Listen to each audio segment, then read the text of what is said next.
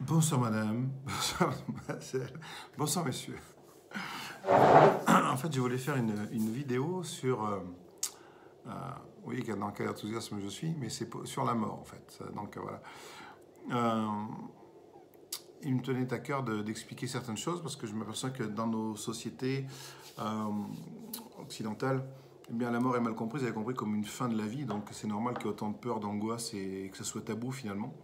Parce qu'en fait, c'est le seul endroit où on voit tout ça, hein. C'est juste une question de quand et de comment. Et en fait, un jour, j'étais en méditation comme ça, et je me suis retrouvé à côté de mon corps. C'est-à-dire que je voyais mon corps à gauche. Et si en fait, effectivement, en disant mon corps, le pronom mon, si on peut dire mon, c'est qu'on est différent. Ma voiture, je suis différent de ma voiture. Si on peut dire mon corps, c'est que je suis différent du corps. Si on dit je, c'est que c'est je, c'est nous. Ça demande un peu de réflexion comme ça dès le matin. Mais... En fait, donc j'ai vu que j'étais à côté de mon corps. Donc j'étais conscience, je continuais à penser, à voir, parce que voilà, mais je voyais mon corps physique en fait. Et à un moment donné, je suis rentré dedans. Et il y a beaucoup de gens qui font cette expérience lors d'une opération à l'hôpital, qui se retrouvent, qui quittent carrément leur corps et qui vont même dans les pièces à côté et qui racontent après tout ce qui s'y est passé. Voilà, même ce qui s'est passé entre le médecin et la secrétaire pendant que l'autre il opérait, enfin des choses comme ça. Et donc, voilà, et ce qui se passe quand nous mourons vraiment, en fait, c'est que c'est juste qu'on ne peut pas rentrer dans le corps. C'est juste ça, mais en fait, ça fait pas mal, c'est pas terrible, c'est pas extraordinaire et on continue à vivre. C'est juste qu'on peut pas rentrer, c'est notre corps qui meurt, en fait. C'est complètement important de faire cette différence de je ne suis pas mon corps. C'est-à-dire que nous sommes identifiés à notre corps, c'est normal, parce que dès que je veux bouger, voilà, on a la sensation qu'on est complètement associé à notre corps, mais cette mécanique est tellement extraordinaire que, eh bien, non, nous sommes différents du corps, et c'est là où ça fait toute la différence, en fait. Juste le jour où nous mourrons, eh bien, non seulement on ne peut plus rentrer dans le corps, mais après, il y a des gens qui ne savent pas trop comment ça se passe après, parce que nous sommes dans des sociétés vachement intelligentes. Voilà, nous sommes dans un progrès extraordinaire, nous ne savons même pas mourir en fait. Hein, là, on sait gagner de l'argent, on sait détruire la planète, mais on ne sait pas mourir. Bon, bref. Et donc, on ne nous explique rien. Alors que c'est important de nous expliquer, parce que voilà, quand on sait, eh bien, on peut faire ça fait toute la différence. Et donc, quand nous sortons de notre corps, nous mourons, donc, eh bien, nous passons dans... c'est comme si à un moment donné, on faisait le bilan de notre vie. Hein, et on décide de se réincarner à un moment donné, ou pas. C'est-à-dire qu'il y a des gens qui vont rester là, qui ne vont pas accepter de mourir, et qui vont rester dans ce monde-là, c'est ce qu'on appelle les fantômes. Donc avec leur esprit, effectivement, ils vont aller de ci, de là, mais ils vont rester entre deux mondes. Alors que quand on fait le bilan de notre vie, on se réincarne, hop, on choisit nos parents. C'est nous qui choisissons nos parents, et on se réincarne. J'ai un fait très précis, j'ai une fille de 22 ans qui... je vais partir en arrière. Donc j'ai cette fille-là de 22 ans. Et donc, je repars quelques années en arrière où j'étais en Inde, et puis j'étais avec un garçon qui était atteint d'une maladie grave et qui, en rentrant en France, s'est suicidé. Et donc, j'étais avec ma compagne de l'époque, et son esprit est venu nous voir, et il a dit, je veux me réincarner chez vous, je voulais savoir si vous êtes d'accord. Vous savez, ça fait curieux comme ça d'emblée, hein. J'ai rien bu, je le promets.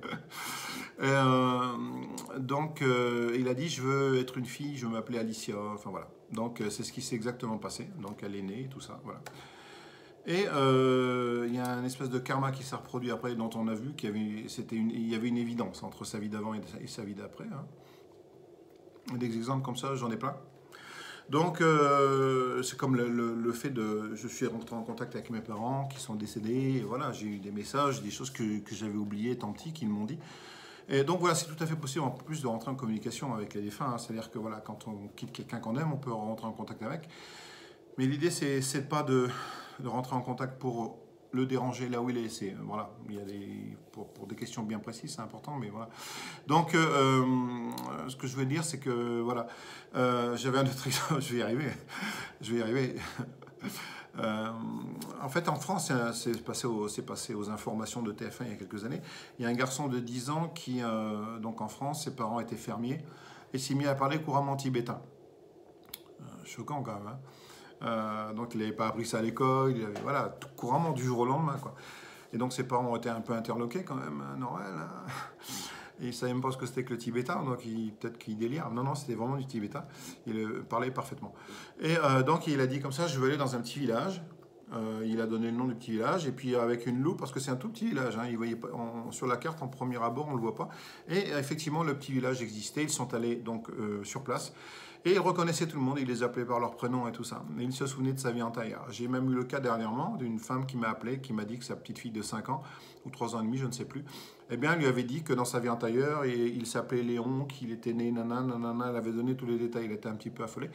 Et donc, voilà, connaissant un petit peu le domaine, je l'ai rassuré, je dis non, non, tout va bien en fait. Hein. C'est vrai que souvent les enfants, on ne les écoute pas, mais ils disent des vérités profondes. Et donc, on peut se souvenir de notre vie jusqu'à l'âge de 7 ans. Après, ça s'enlève pour que nous puissions vivre notre vie normalement.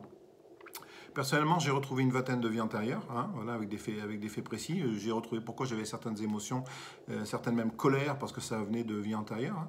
Hein. Entre autres, chez les Amérindiens, où on a été décimés, des choses comme ça. J'ai retrouvé une vie amérindienne. Et puis plein d'autres.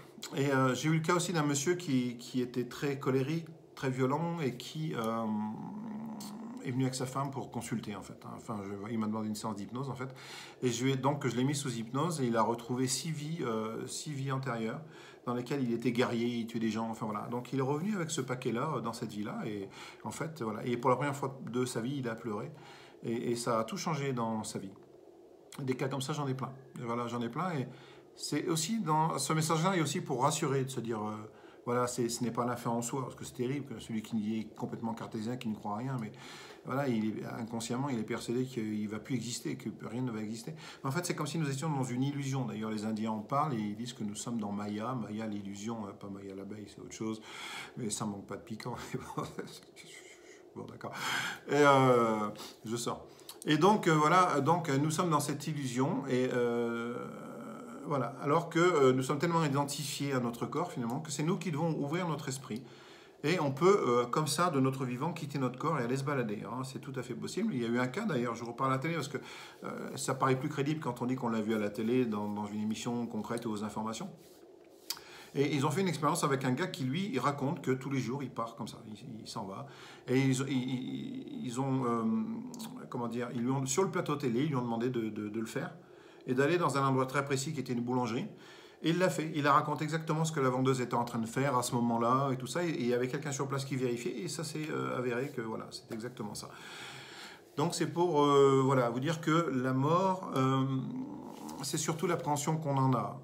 Ce qui est terrible, c'est la souffrance, bien sûr, les choses comme ça, le moment où on va partir, on se sent partir, mais une fois le pas franchi, voilà, c'est pas terrible du tout, c'est même agréable, parce qu'on y rencontre beaucoup d'amour. Les gens que nous avons aimés avant, eh bien, sont là pour nous accueillir, et sont là pour eh bien, nous faire voir le chemin. Donc voilà, je tenais à faire cette vidéo un petit peu, parce que je trouve que beaucoup de gens ont une méconnaissance de ça, et c'est peut-être pour alléger un petit peu, voilà, pour apporter ma petite pierre et expliquer ce que moi j'ai vécu. Voilà, voilà, alors bonne mort. Hein.